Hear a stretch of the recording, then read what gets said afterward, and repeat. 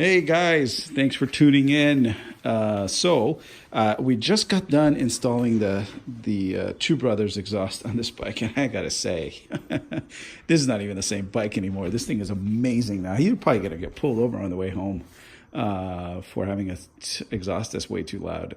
In California, that is now against the law. Anyway.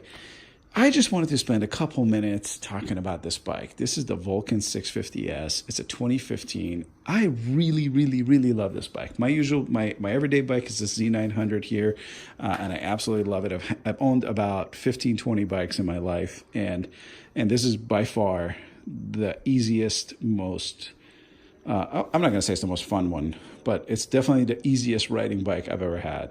It's precision. It goes exactly where you point it. And, super easy to ride. But let's get back to this bike real quick. So here's the thing with this bike. It's a cruiser, so it isn't really my thing usually. But if I were to own a cruiser, it might be a Vulcan, only because it's super easy to ride. It doesn't weigh a whole lot for what it is, and it rides like it weighs less. The other things that I really like about it is handling. It handles really well. You don't really know.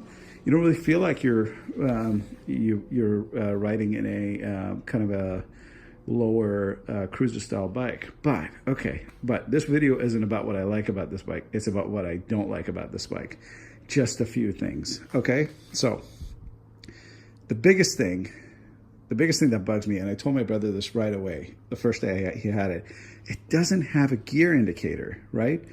And normally on most bikes, I don't mind that. But in this bike, the gears are real close together, and you don't really know you're at the top of the RPM range because there's also, not a really good way of knowing that unless you're looking at your cluster here. And I can never tell what gear I'm in. I kept myself always wanting to shift up, even though I was at the top gear already. So that was like my biggest gripe against this bike. The other thing is just my typical gripe with these bikes. It's this piece of crap horn that Kawasaki puts on there. In another video, I showed you the horn that I put on my bike. I totally recommend switching out the horn on your bike. It's such an easy thing to do. And this thing just sounds like shit. It's like, meep. It's like the Roadrunner. What else? The exhaust that came with it was an absolute piece of shit. We just took that off and put this on. But you're going to have that with almost every bike. I think Kawasaki went out of their way to make that thing quiet, though, which I think is a real missed opportunity with their customer base. What else did I not like about this bike? The ABS is pretty good. It comes out a little early.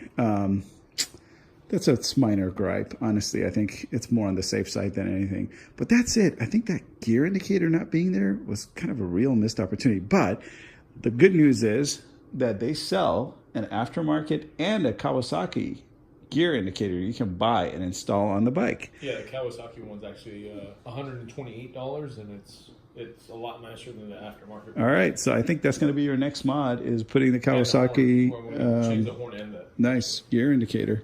So that's so subscribe and tune in next time when we do the Kawasaki gear indicator install for the 650. That should be a pretty easy install. The seat, what do you think of the seat? You don't like the seat? It's not that comfortable. You're right. It isn't. Kind of change it out for the it isn't that great. And with a cruiser style bike, having a single rider seat, I think, is a kind of a missed opportunity for picking up girls. I don't know.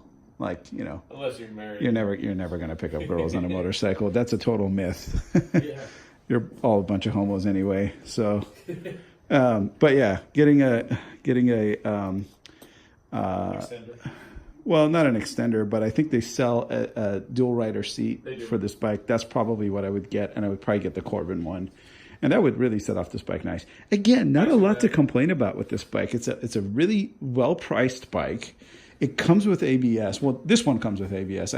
That's an option, but most of them come with ABS. That's pretty great. Yeah, it's an option. You can get it with or without ABS. But the Corbin one, the Corbin seat, is just one piece. The other one, right. The other one that Kawasaki sells is not one piece. It's two. I would get the one piece. Yeah, the one piece looks. And it looks like you can remove these little plastic panels and yeah, put luggage racks on here. Yep. So that's kind of nice. Yeah, otherwise great. Here's the other thing I hate about almost every Kawasaki: the fucking rear signal light assemblies. They're such a piece of shit. This thing is like, if you just look at it wrong, it will come off. And look, it's already getting loose again. I reinstalled this for you last time, if you remember. It actually fell off last time. Yeah, and if the inside of this, one day maybe I'll do a video of how shitty this is, but I have to tighten it up. But it's such a shitty thing. I don't know what the hell they were thinking with putting that together. And if you over tighten it, you actually end up undoing it, because the inside of that, well, yeah, that's as good as it gets. That's as good as it gets. It's ridiculous. And it keeps popping out of the whole housing. If I just look at it wrong, it will come out. Otherwise, great bike. Just a few gripes, most of which are fixable. Like, you can get a fender kit for this bike, which eliminates this whole rear thing here. You get rid of that whole thing, which you should definitely do, right?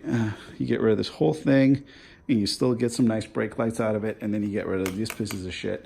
And on my bike, they're not that much better either. I like the ones on my bike, but they're the same idea. And then the front ones, I guess, are okay, but the front ones are kind of shit too. Yeah, minor gripes. How do you like the mirrors on this bike? The mirrors are alright. No, they don't vibrate like crazy at different speeds. Okay, see, that's a really nice thing. So mirrors are huge to me. That's like the first thing I usually change out when I don't like them, because that's a big safety issue for me. What I don't like is the signal lights on it.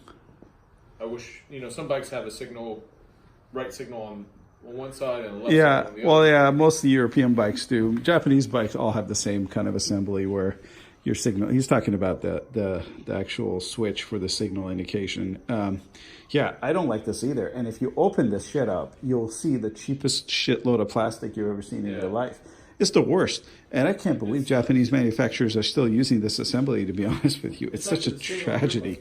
But yeah, it's the same on almost every Japanese bike that you see. And it's a piece of garbage. It's amazing that it works as well as it does, actually. But I don't like it either, to be honest with you. But that's just what you get.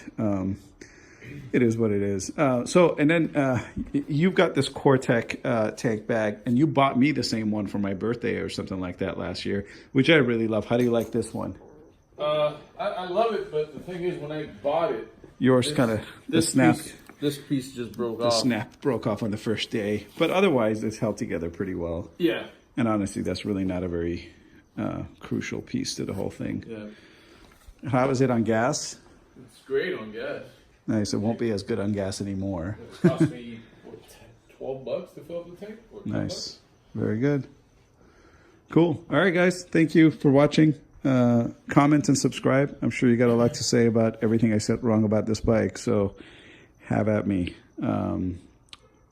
Thanks again.